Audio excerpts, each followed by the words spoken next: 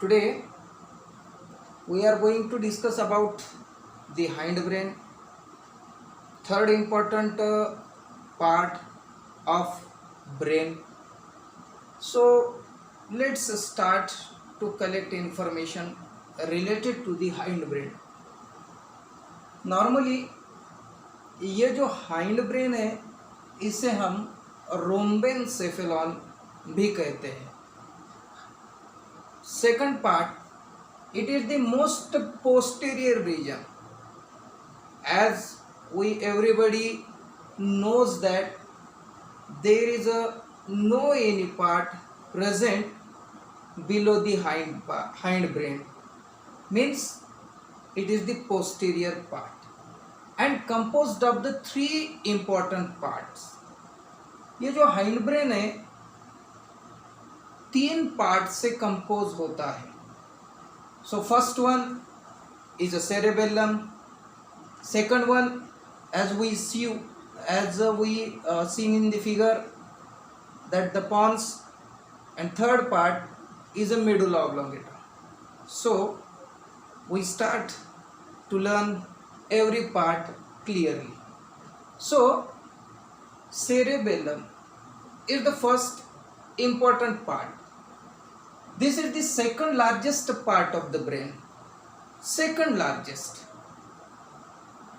तो first largest कौन सा है?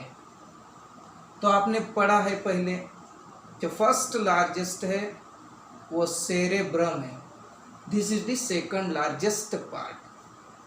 लार्जेस्ट मीन्स स्ट्रक्चर से large. Second one, the area which is occupied by this particular part of the brain. ऐसी कुछ चीजों से उसे हम छोटा या फिर बड़ा कह सकते हैं. It has a convoluted surface in order to provide additional space for many more neurons. अभी convoluted part, what is the meaning of the convoluted part? तो it is the surface which show the presence of gyri and sulci. इसके बारे में आपने पहले पढ़ा है. gyri और sulci, ridges and depression. These ridges and depression when present in irregular form, then we call convoluted surface. Second one, why this convoluted surface are present in the hindbrain or in the specially cerebellum? Okay, so here we should understand that this convoluted surface can provide what? It provide the additional space. So additional space किसके लिए? क्यों? क्योंकि वहाँ पे many more neuron उस जगह में accommodate हो सके, means they can or they may be present in that area in a large number, due to which additional space is required, and for providing such additional space the structure become convoluted. Means basically आप जान चुके हो convoluted surface मतलब क्या? ऐसा कुछ एक structure है जहाँ पे गायरी और सल्काई दोनों चीजें इर्रेगुलर फॉर्म में ज़्यादा है, इसलिए हम उसे कॉन्वोलेटेड कहते हैं. द सेकंड पार्ट क्या है इसमें? Additional space. स्पेस मीन्स आप अंडरस्टैंड कर सकते हो, क्योंकि वहाँ पे more and more number of the neuron need to be accommodate रह सके. थर्ड वन, बेटा बेसिकली ये जो पार्ट है ये कैसा है? ये सॉलिड है.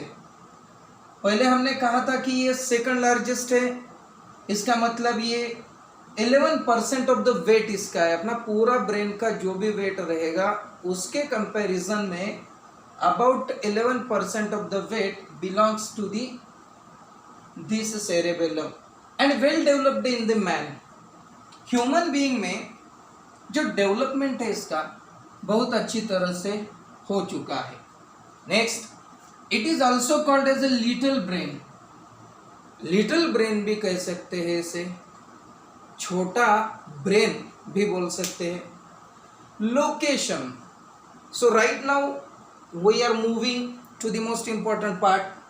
So location, where it is located, ये लोकेशन कहाँ पे है? तो बेटा it is basically found in the occipital lobe and medulla oblongata. अभी यहाँ पे जो मैंने फिगर बनाया है, ये फिगर में आप सब देख सकते हो, ये मेडुला ऑब्लोंगेटा का रीजन है। यहाँ पे थोड़ा सा स्वेलिंग दिखेगा, this is the posterior, last part ये भी है, ठीक है, यहाँ पे स्वेलिंग दिखेगा बेटा। तो ये स्वेलिंग को हम मेडुला ऑब्लोंगेटा कहेंगे, जो कि फ्रंट साइड में आएगा, और जो पीछे की साइड में आएगा, जो डॉर्सल की साइड में आएगा, उसे हम मोस्टली कहते हैं कि जो पैराइटल लोब रहेगा, वो पैराइटल लोब ये दोनों के बीच में, ऑक्सीपिटल लोब के बीच में आएगा। अभी आप सब सोच रहे होंगे ऑक्सीपिटल लोब क्या है? तो ऑक्सीपिटल लोब सेरेब्रम के सल्काई से प्रोड्यूस हो चुका एक इम्पॉर्टेंट लोब है, जो डॉर्सल साइड में, इसके ऊपर सेरेबेलियम के ऊपर का एरिया, जो uppermost area which is present around these cerebellum, we can call them occipital lobe and medulla oblongata। अब बेसिकली जब आप नीट या किसी एमसीक्यू की तैयारी कर रहे हो, तो at that instant they can understand and they have a too much type of the questions, difficult type of question they should be likely to be asked। ये सेरेबेलम के इन फ्रंट क्या आएगा? तो मेडुला ऑब्लोंगेटा आएगा। और cerebellum के upper side में क्या आएगा? तो ऑक्सीपिटल लोब आएगा। These two important things need to be keep in your mind for the longer time. Next, it divide into two lateral cerebellar hemisphere. अब जो ये हमारा सेरेबेलम दिख रहा है, ये सेरेबेलम डिवाइड करेगा दो लैटरल साइड में, राइट साइड जिसे हम एंटीरियर और पोस्टीरियर भी कह सकते हैं। These are the anterior, specially this particular area is posterior area and the area which is present here is considered as an anterior area, and in these two area there is a median vermis is present। these are the called as a vermis is present here। यहाँ पे आपको vermis दिख जाएगा, ये vermis जो area है। तो ये चीज़ें एमसीक्यू के लिए बहुत इंपॉर्टेंट रोल प्ले करेगी। सेरेबेलम अगर डिवाइड होगा तो कितने चीज़ों में या कितने पार्ट में और कौन से पार्ट में डिवाइड होगा, so that is important for concern to the MCQ. आगे बढ़ते, it has a cortex and a medulla like a cerebrum. Cortex और मेडुला, कॉर्टेक्स क्या होता है? Cortex is the part which is present outside or the outer, we call them cortex, and the part which is present inside the cortex we call them medulla। तो इसके बारे में cortex, इसी chapter में हमने कॉर्टेक्स और medulla के बारे में पढ़ा था, और वो कॉर्टेक्स और मेडुला था हमारे सेरेब्रम के बारे में, तो उसके अंदर भी कॉर्टेक्स और मेडुला दोनों चीज़ें थी। नेक्स्ट, उसके बाद cortex composed of the grey matter, और वो आउटर वाला रहेगा। Outer means external and grey matter means basically tissue होते हैं, टिश्यू। और ग्रे क्या होते हैं? Aggregation of the cyton. इससे पहले पार्ट में हम पढ़ चुके हैं कि aggregation of the cyton, large number of the cyton get aggregated towards and they forming a tissue.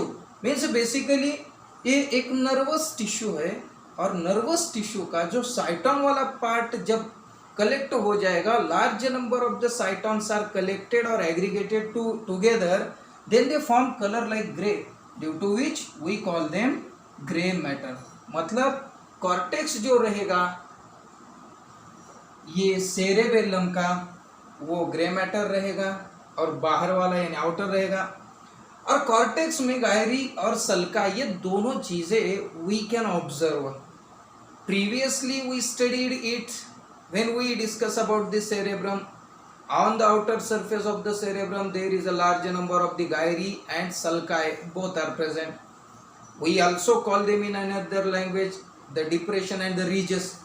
okay, and important thing I would like to suggest here, यहाँ पे आप देख सकते हो गायरी जो रहेंगे, इस गायरी को हम फोलिया, FOLIA ये भी कहते हैं। एंड मेडुला फॉर्म्स अभी ये जो मैंने बाहर की चीज़ों के बारे में डिस्कशन किया था बच्चों, अब थोड़ा कॉर्टेक्स के बारे में छोड़ के अंदर we are start to discuss about the internal particular part. Internally we call them medulla. Okay, and from medulla forms the branching tree like arbor vitae. Branching tree देख सकते हैं आप ये फिगर में, ये ब्रांचेस दिख रहे हैं आपको कुछ. ये एक ब्रांच दिख रही है, यहाँ पे भी एक ब्रांच आप देख रहे हो, यहाँ पे ब्रांचेस देख रहे हो. Large number of the branches are produced.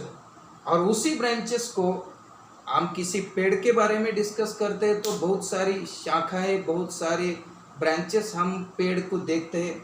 उसी तरह से जो मेडुला रहेगा, मेडुला से बाहर की तरफ यानी हमारे कॉर्टेक्स की तरफ ट्री लाइक ब्रांचिंग निकलेगी और उसे हम अर्बरवाइटी कहेंगे. अर्बरवाइटी.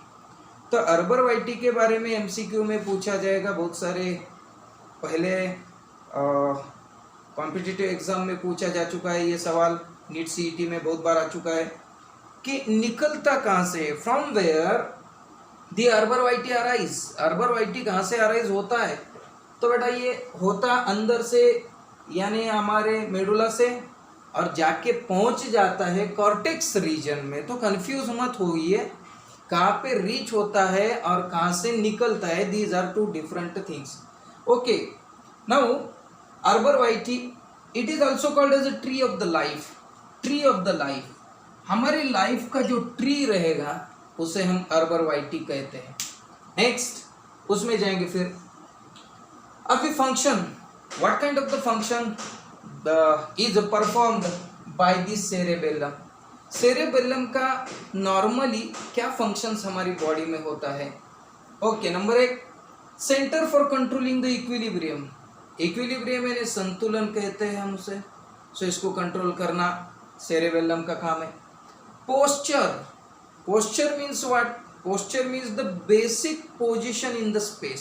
स्पेस में हमारी जो पोजीशन है, जैसे कि अभी मैं दीवार के वेरी क्लोज जाके स्टैंड कर चुका हूँ. आई नो ये पूरे हॉल में ये बोर्ड एग्जैक्ट कहाँ पे प्लेस है. I should understand that type of the information should be provided with the help of that cerebellum. It means वो हमें information देता है कि कौन सी चीज़ कौन सी साइड में है या सेंटर में है. ओके, तो उसे हम पोस्चर कहेंगे. Third one is balance. Balance करना. ये fourth one is orientation. Orientation means क्या है? जैसे भी आप नींद में से उठ जाते हो तो यू शुड अंडरस्टैंड एग्जैक्ट सब चीज़ें कहाँ है. तो ऐसे बहुत सारी जो चीज़ें हैं वो यहाँ पे कंट्रोल कर लेना, ये सेरेबेलम का इंपॉर्टेंट टाइप ऑफ फंक्शंस है. Second one, it control the voluntary muscle movement. Voluntary muscle movement क्या होता है आप सब जानते हो. Voluntary means those muscle movement और those movement which can controlled by our will, means we are able to control. So what kind of such muscle movements are? These are walking, these are running, these are working, speaking, playing. Large number of the such muscular activity or the muscular type of movements can controlled by cerebellum. Next, it also coordinate voluntary muscular movement. Voluntary muscular movement के लिए coordinate करता है. Coordinate means it can help to complete. Suppose that these are the pain present here. I would like to pick it up that pain. So basically more than 2 organs are help me to pick it up. So that's why the coordination is the completing the function with the help of different organ. So all these type of the functions are produced by, all these functions are controlled by cerebellum in our body. So basically बच्चों जब हम board के बारे में इसे compare करेंगे, क्योंकि as board हम पढ़ते हैं महाराष्ट्र स्टेट बोर्ड, तो उसे हम कुछ अलग तरीके की या कुछ एडिशनल टाइप ऑफ इंफॉर्मेशन, अभी जो आप देख रहे हो ये पूरा ये एनसीईआरटी का है. और बेटा बोर्ड को भी आप कंपेयर करना चाहोगे तो आप समझ सकते हो कि नंबर ऑफ न्यूक्लियाई ये लाई डीप करेंगे सेरेबेलर हेमिस्फीयर में. सेरेबेलर हेमिस्फीयर जो पार्ट रहेगा, सेरेबेलर हेमिस्फीयर, तो वो सेरेबेलर हेमिस्फीयर में बहुत सारे न्यूक्लियाई रहेंगे, बहुत सारे न्यूक्लियाई रहेंगे। उसके बाद 3 पेयर्स ऑफ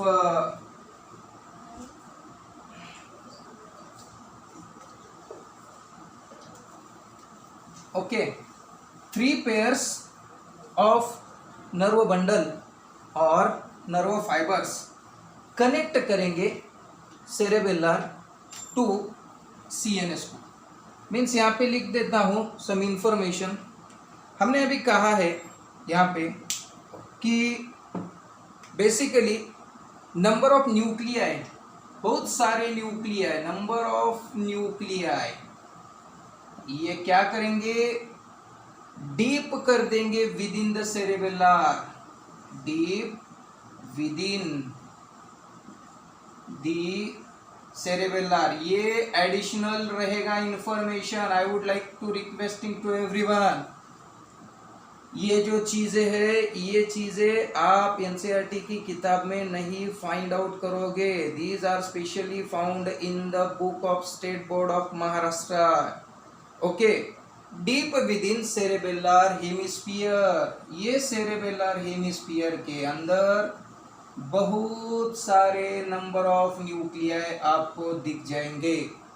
वैसे ही 3 पेयर्स, ये 3 पेयर्स रहेंगे। किसके 3 पेयर्स रहेंगे?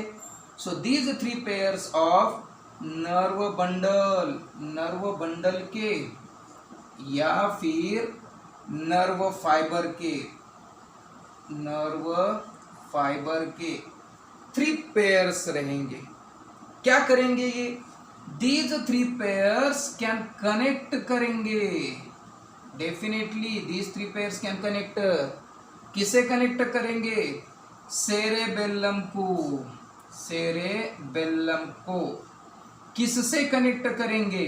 तो वो सेरेबेलम को सेंट्रल नर्वस सिस्टम से जोड़ देंगे mostly. Means that 3 pairs of nerve bundle और nerve fibre can connect cerebellum to central nervous system. Okay, अब इसके बाद लिखा है हमारे जो भी ये पार्ट आएगा सेरेबेलम, ये सेरेबेलम एक regulatory centre for neuromuscular activity है। हम इसे कहेंगे ये रेगुलेटरी सेंटर है। This is the regulatory centre for what? किसके लिए? For regulatory centre. Regulatory means you should understand that it can regulate the function. और किसे रेगुलेट करेगा? Neuromuscular activity, neuromuscular activity, neuromuscular activity को ये रेगुलेट करने वाला सेरेबेलम एक सेंटर बताया जाता है। ओके, तो बच्चों ये additional type of information should be added in the state board of Maharashtra. मुझे यकीन है, आशा करता हूँ कि आप सबको ये वीडियो अच्छी तरह से याद करने के लिए हेल्प करेगा और ये सारी चीज़ें आप अच्छी तरह से हेल्प कर लोगे तो जितनी भी सारी आप चीज़ें ये देख सकते हो उसको आप अगर लिख लोगे तो आप बहुत सारा फ़ायदा पा सकोगे। Okay then we will be meet in the next video. Till then good bye.